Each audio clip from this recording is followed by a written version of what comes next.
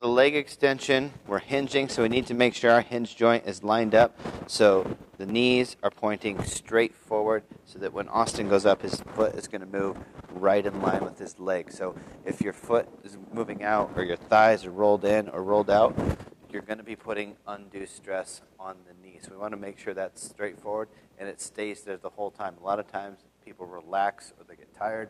They start to let those thighs roll in and out. That needs to stay locked the entire time. So not too far in, not too far out, whatever you need to be in a straight line. Pivot point needs to be lined up. The shin pad should be just above the ankle, and we should be focusing on pulling the butt down into the seat. In terms of torso position, we want a neutral spine. How much flexion you need depends on how much range of motion you have in that rec fem.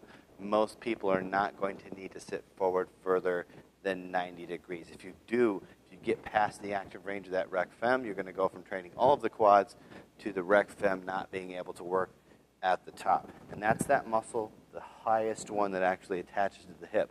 So if you're only feeling your leg extensions down here, you may be flexing too much, or you may simply need to improve the health of that rec fem. So we go through this motion here. Okay, for a leg extension, the bang for your buck is at the top. So the last thing Austin wants to do is to fling it from the bottom so that there's no work being on the top. So if he flings it up, okay, there's nothing done at the top, right? I mean, it's a little bit of an exaggeration, but all of the work in that rep was done at the bottom.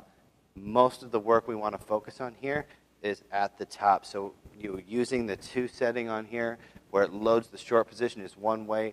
If you don't have a smart cam, you basically just have to focus on going slow and then squeezing and spending time up here, staying for a 1, 2, 3, or 4 count so that you can really focus on that.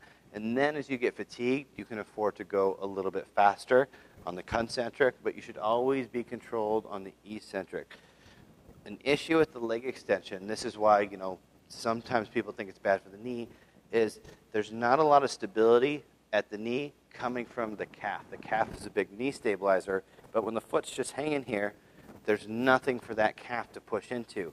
To give your knee a little bit more stability, you could actually think about contracting your anterior tibialis here, so pulling the toe up and keeping that flexed. That's going to give you a little bit more stability, and you should definitely apply that anytime you're going a little bit more aggressively into the contraction or using heavier loads.